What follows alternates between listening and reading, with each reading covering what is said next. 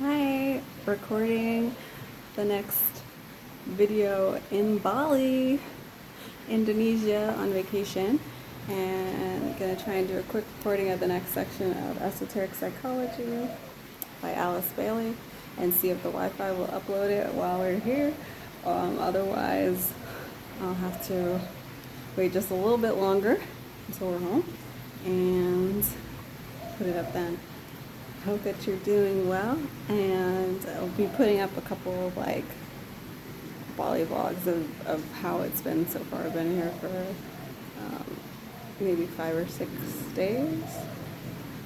Sorry, four or 5 days. And yeah, the lighting's going to change a little bit because I'm outside.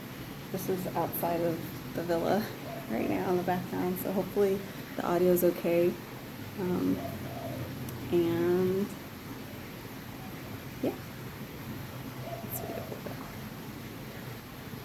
So this is continuing certain questions and their answers, and this is the question of why it's essential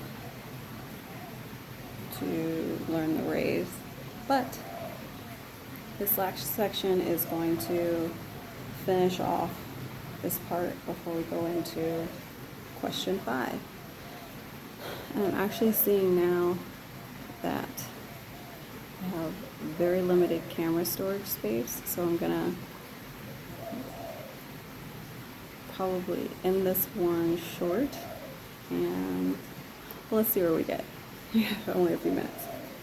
Okay, so to return to our 2 questions, and particularly to the one concerning the value of studying the rays, I have felt the need to write on this matter for the following reasons. 1. Modern psychology is in a cul-de-sac.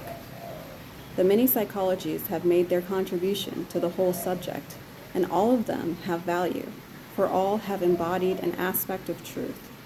Through them we have arrived at an amazing knowledge of man, of his instincts and animal mechanisms, of his reactions to his environment, and of his sensitive apparatus. We have learnt much about the subconscious, through which ancient racial sins and knowledges, suppressed complexes, and latent desires, as well as highly organized psychic reactions, well up into the conscious mind so disastrously.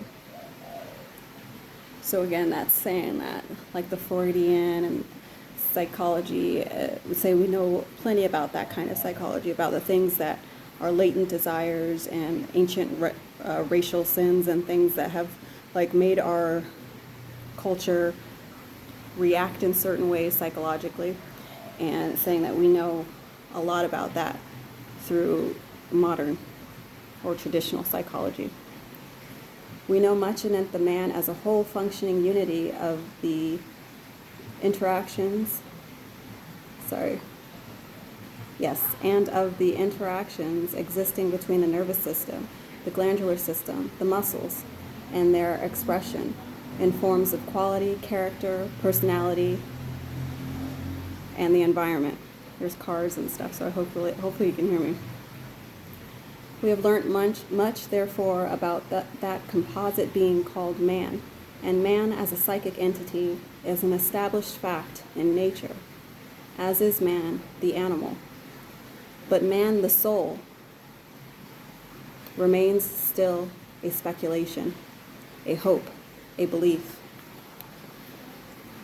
The fact of the soul is not yet substantiated, and in helping the truth into the light, I seek to bring the subject of the 7 rays to the notice of the thinkers of the modern times, so that the light of this esoteric knowledge may be thrown upon the science of psychology. Thus may the work of revelation be aided. So that's reason number 1. I'm going to cut this video off and record another one because I got to do it in short spurts because I have so much video and pictures on here since this trip. So I'm going to cut this again short here. Sorry for the shaky table, and come back to finish this section off. Take care.